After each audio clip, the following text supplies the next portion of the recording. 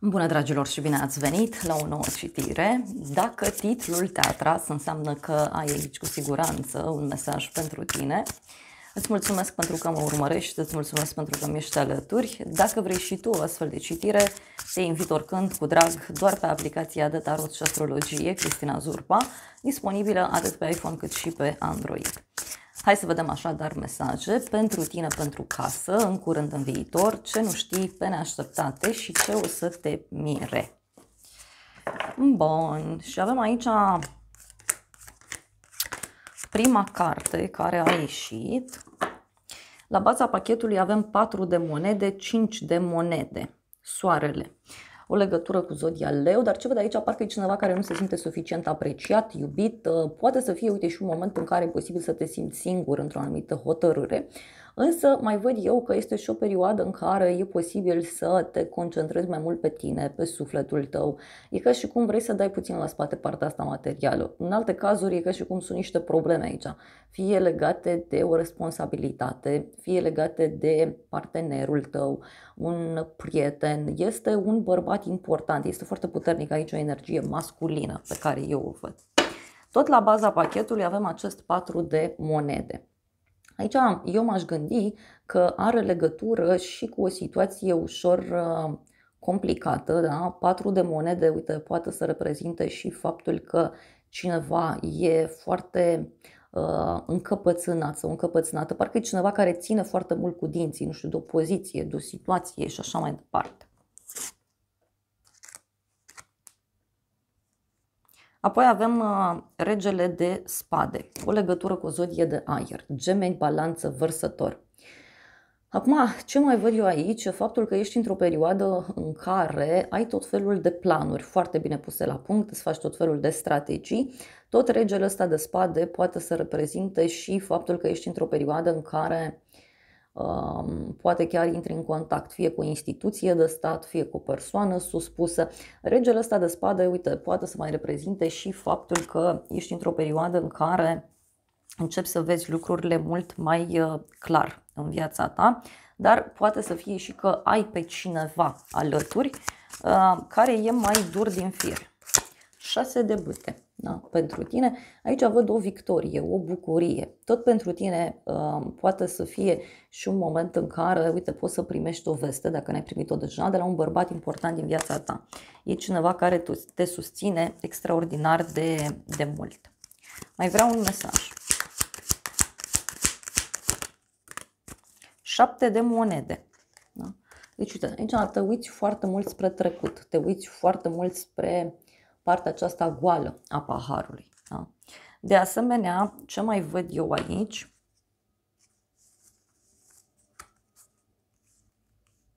Poate să fie și că ai legătură cu o veste care ține, nu știu, de o moștenire, de o sumă de bani, e ceva ce se hotărăște. Și uite, avem Marele Preot, o legătură cu zodia Taur. Tot pentru tine, da, poate să fie vorba și despre o persoană pe care o respecti foarte mult. Poate să fie cineva cu autoritate morală asupra ta, din casă sau din familie. Bun, hai să vedem pentru casa ta, avem 7 de cupe. Uite, aici văd eu că ai foarte multe opțiuni. Unii poate chiar aveți niște așteptări foarte mari privind casa, privind membrii familiei. În alte cazuri, văd aici că e posibil să aveți parte de o bucurie, de o împlinire în legătură cu viața privată.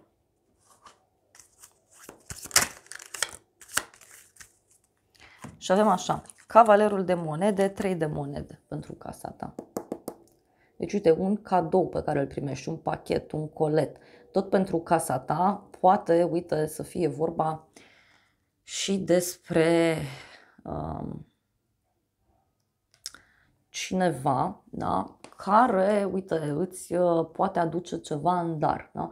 Unii poate lucrați la ceva sau vă organizați cumva pe niște treburi casnice în momentul de față și posibil să aveți mai multe opțiuni. Da? Și acum trebuie să vă hotărâți.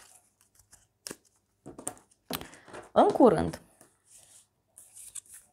faetonul, o legătură cu zodia Rac avem aici. În curând, uite, o persoană care face drum către tine sau o victorie, o reușită de care ai parte. Tot în curând văd aici și o creștere foarte puternică pentru tine. Hai să vedem. Faeton. Avem așa, 5 de monede și din nou faetonul.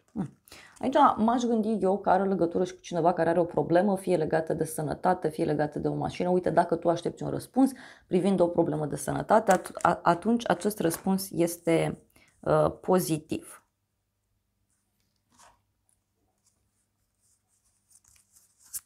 Mai vreau un mesaj.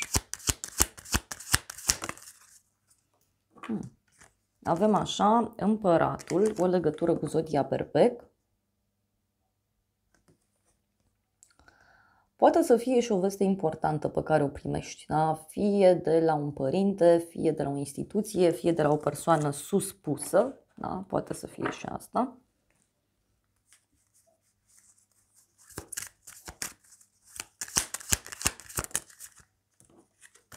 Apoi avem așa, 3 de spade. Da, deci poate să fie o veste fie care nu place, fie pentru unii poate să fie vorba despre o reacție dură a unei persoane.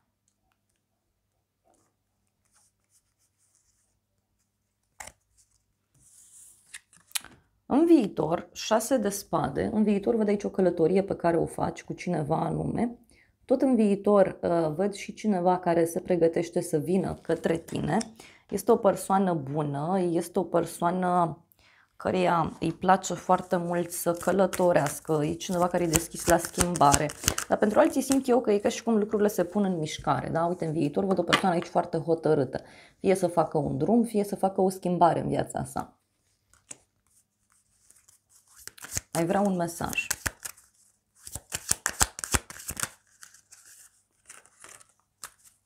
Nouă de cupe îndrăgostiți, o legătură cu zodia Gemeni. În viitor. Văd aici, uite, posibil și o bucurie pe care o ai de la drum. Poate să fie vorba despre o bucurie care ține de un cuplu sau poate să fie vorba și despre o bucurie mare privind o pasiune pe care tu o ai și care începe să se miște într-o anumită direcție. Ce nu știi tu, 2 de spade. Ce nu știi tu, aici e cineva care evită să comunice, cineva care stă pe gânduri, cineva care are de luat o hotărâre și nu știe cum anume să facă.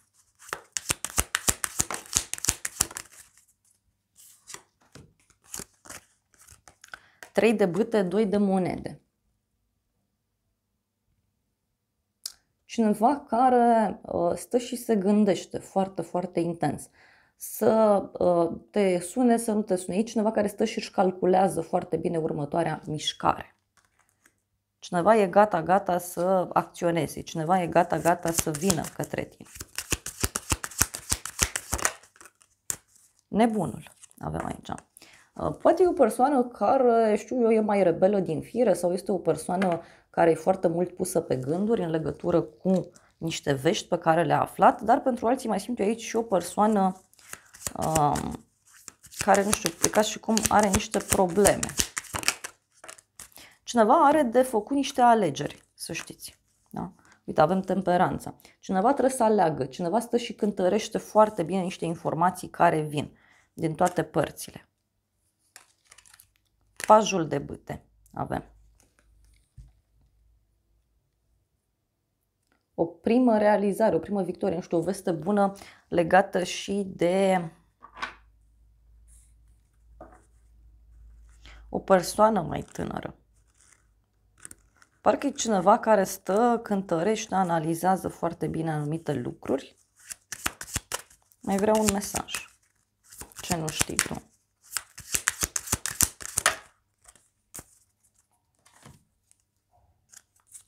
Asul de monede, pajul de monede, regina de spade. Da? O legătură cu o zodie de aer, Gemeni, Balanță, Vărsător. Aici, ce văd eu, are legătură cu o persoană nouă, cu un nou început, un nou loc. Poate să fie vorba despre nu știu, poate despre cineva care are foarte mari emoții în legătură cu tine, cineva care își dorește foarte mult să se apropie de tine, doar că nu știe cum să facă.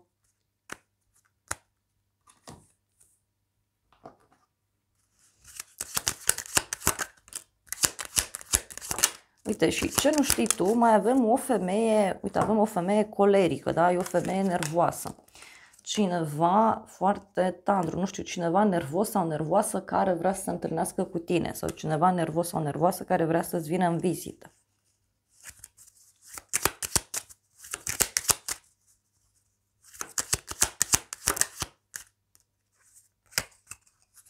Avem inamicul.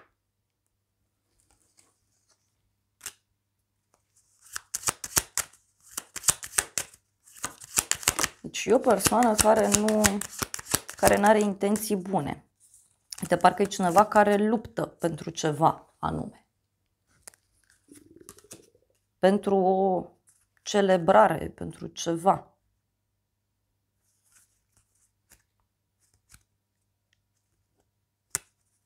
Persoană tare supărată aici. Pe neașteptate 7 de spade, pe neașteptate o trădare de la cineva. Da? Pe neașteptate o persoană care dă ceva la spate. Da? Pe neașteptate o persoană care trădează, care își urmărește interesul.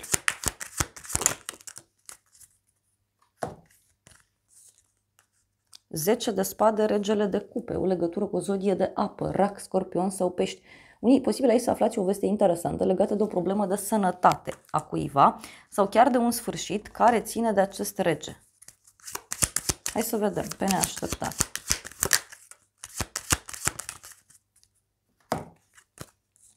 Nouă de monede, marea preoteasă. Niște secrete aici legate de bani sau legate de încredere. Da? Posibil să rămâneți surprinși de reacția acestui rege de cupe la auzul unor vorbe. Da? Uite, sunt niște iluzii aici care se închid. Ceva ce se finalizează. Pe neașteptate.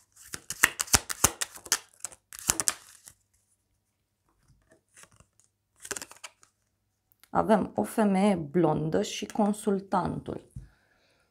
Poate, nu știu, poate o prietenă, da, cu părul mai deschis la culoare, care, nu știu, îți poate cere o părere.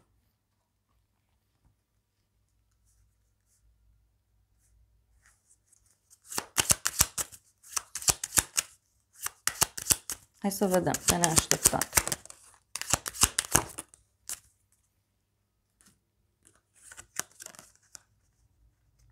Discuție în contradictoriu, slăbiciune. Da?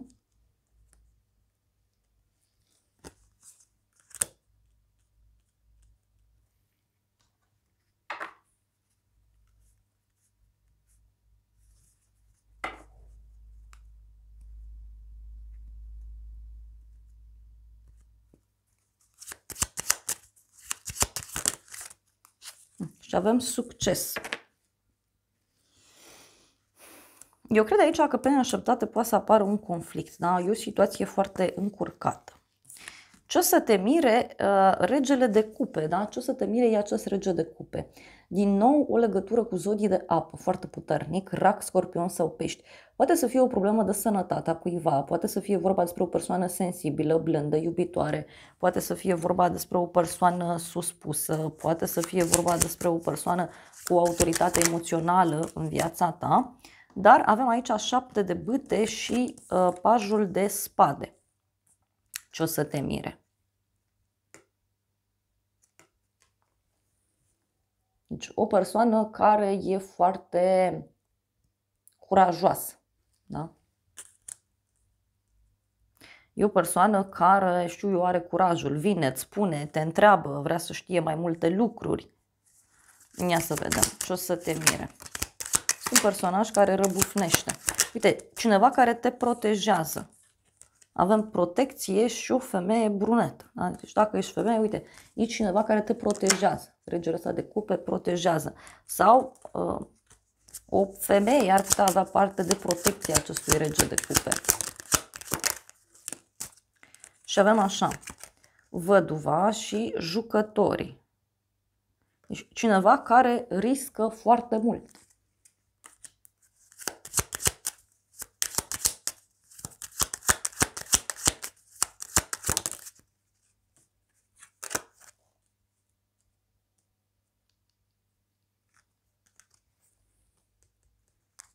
Poate e cineva care are o experiență. Avem pensionarul, deci cineva care are o experiență aici de viață. Mai vreau totuși niște mesaje din acest tarot. Vreau să mă clarific ce cu regele ăsta de cupe, da? Că se pare că el schimbă destul de mult lucrurile. Și avem ocupație, călătorie și o femeie matură. Surpriza aici poate avea legătură cu o călătorie, poate în interes de muncă pentru unii dintre voi. Și o decizie, uite, la nivel mare. Hai să vedem ce o să te mire. Un mesaj. Un mesaj, nu știu, legat de un copil sau un mesaj legat de o persoană mai tânără sau o atitudine imatură a cuiva.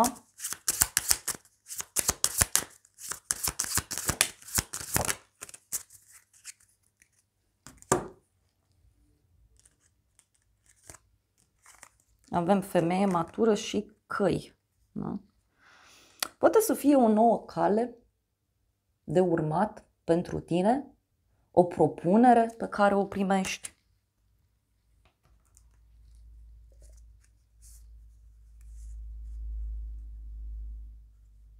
Distanță, împovărare și sfârșitul.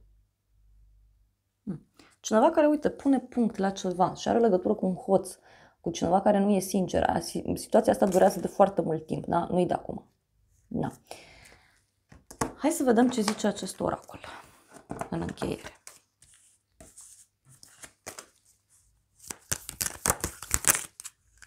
Oh, și avem așa, sarcină, sănătate, putere, resurse, soț, căsătorie, iar apoi avem bărbat matur, nu știu, bani. Surpriza, uite, poate avea legătură și cu o sumă de bani, da? Sau cu o persoană care e foarte puternică, da? Uite, e cineva de la drum sau cineva care călătorește și e cineva care acționează într-un mod liber, da? Cineva care nu poate să fie înfrânt. Și avem un lup, deci e o persoană care are un miros foarte ascuțit de lup. Da?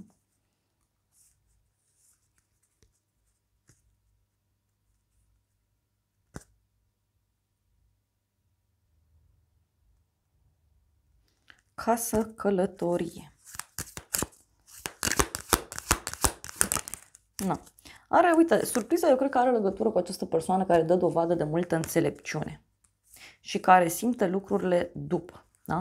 Și avem aici supărare, secret și luptă pentru supraviețuire. Ei, posibil persoana aceasta să rămână foarte neplăcut surprinsă în legătură cu o luptă. Da? În legătură cu niște secrete pe care poate le află.